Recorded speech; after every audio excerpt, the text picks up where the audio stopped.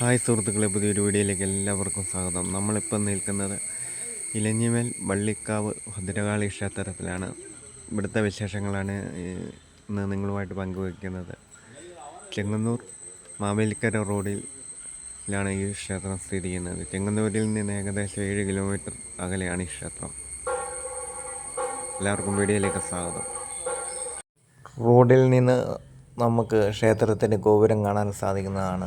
Road സൈഡിൽ തന്നെയാണ് ക്ഷേത്ര ഗോപുരം സ്ഥിതി ചെയ്യുന്നത്. അവിടെ നിന്ന് ഉള്ളിലേക്ക് കയറി കഴിഞ്ഞാൽ വള്ളികൾ നിറഞ്ഞ മരങ്ങളാണ് ചുറ്റും.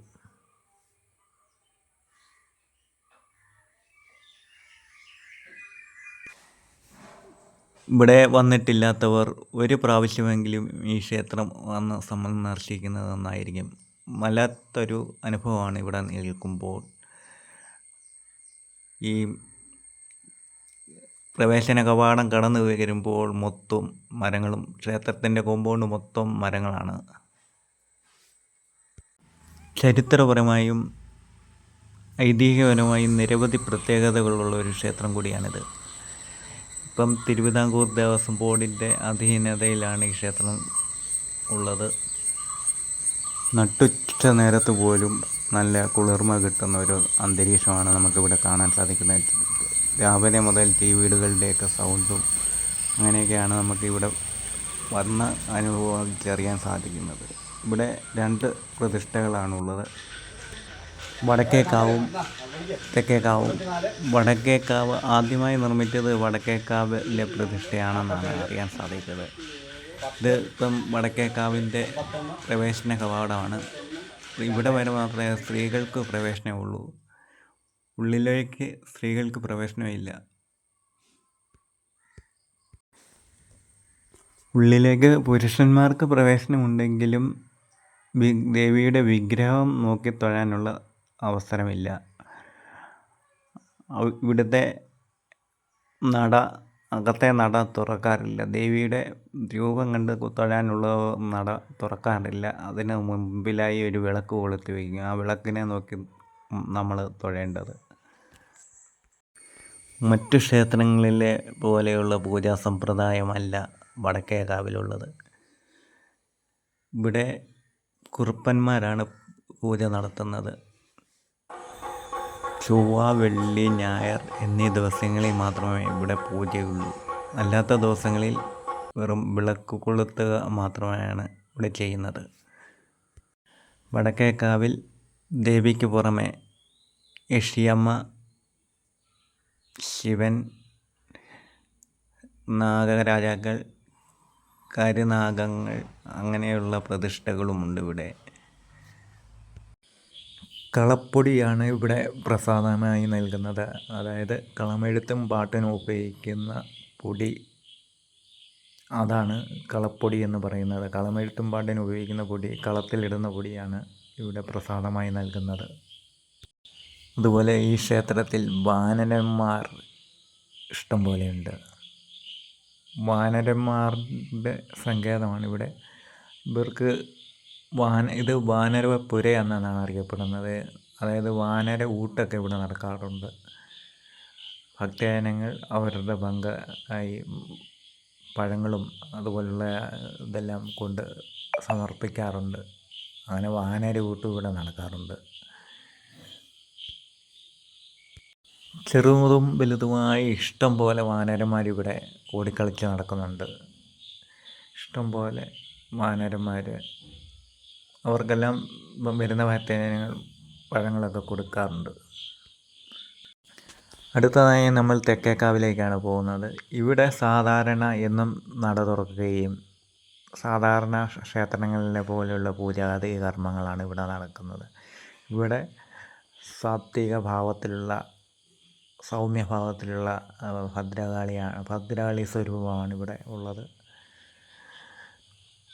ഇവിടെ എന്നും പൂജയുണ്ട്. അതുപോലെ എല്ലാവർക്കും പ്രവേശനമുണ്ട്. പുരുഷന്മാർക്കും സ്ത്രീകൾക്കും എല്ലാവർക്കും പ്രവേശനമുണ്ട്. ഇവിടെ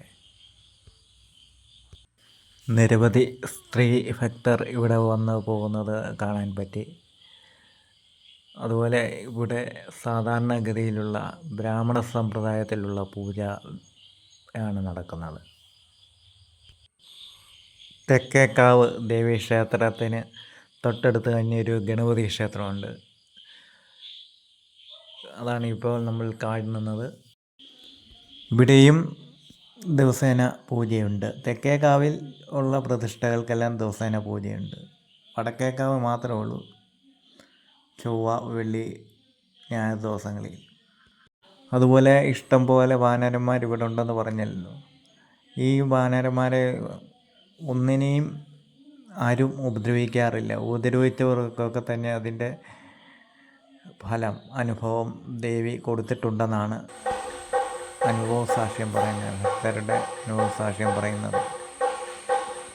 പലർക്കും ഇതിനെ ഉപദ്രവിച്ചവർക്കെല്ലാം പലർക്കും പല രീതിയിലുള്ള അനുഭവങ്ങൾ ഉണ്ടായിട്ടുണ്ടെന്ന് ആണ് ഭക്തരുടെ അനുഭവം സാക്ഷ്യം.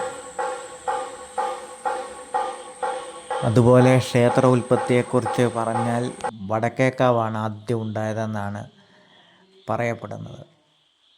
വില്ലുവങ്കലം സ്വാമിയാർ ഇവിടെ ഒരു ദേവീ ചൈതന്യം കാണുകയും അത് ക്ഷേത്രമായി പണിയുകയും ചെയ്തെന്നാണ് പറയപ്പെടുന്നത്. അതുപോലെ വടക്കേക്കാവിൽ സ്ത്രീകൾക്ക് പ്രവേശനമില്ല.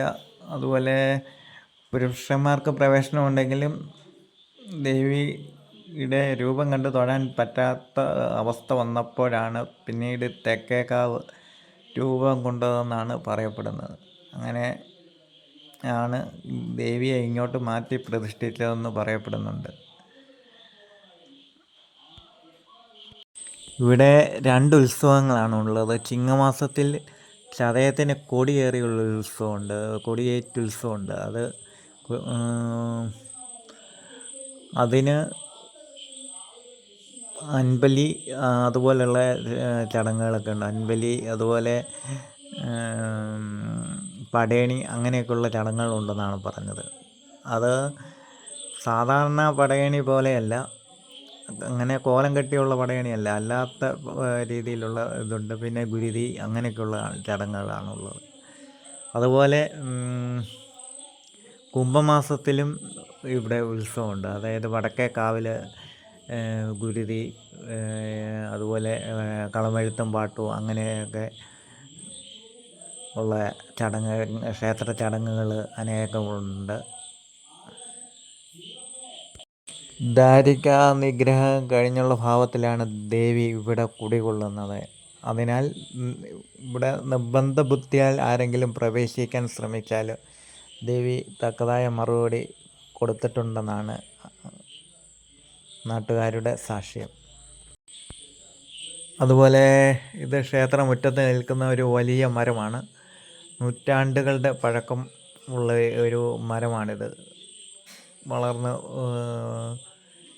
നൂറ്റാണ്ടുകൾ പഴക്കമുള്ള, നേരത്തെ ഇവിടം വനനിബിഡമായിരുന്നു എന്നാണ് പറയപ്പെടുന്നത്. ഇവിടെ എല്ലായിടത്തും സ്റ്റെപ്പിലും എല്ലായിടത്തും വാനരന്മാരാണ്. അവ നമ്മളെ ഉപദ്രവിക്കാറില്ല. നമ്മൾ ഉപദ്രവിക്കാതിരുന്നാൽ മതി. അവയൊന്നും നമ്മളെ ഉപദ്രവിക്കാറില്ല. വരാത്തവർ ഇവിടുന്ന് കാണുക. പിന്നെ വീഡിയോ ഇഷ്ടമായെങ്കിൽ ലൈക്ക് ചെയ്യുക, സബ്സ്ക്രൈബ് ചെയ്യുക.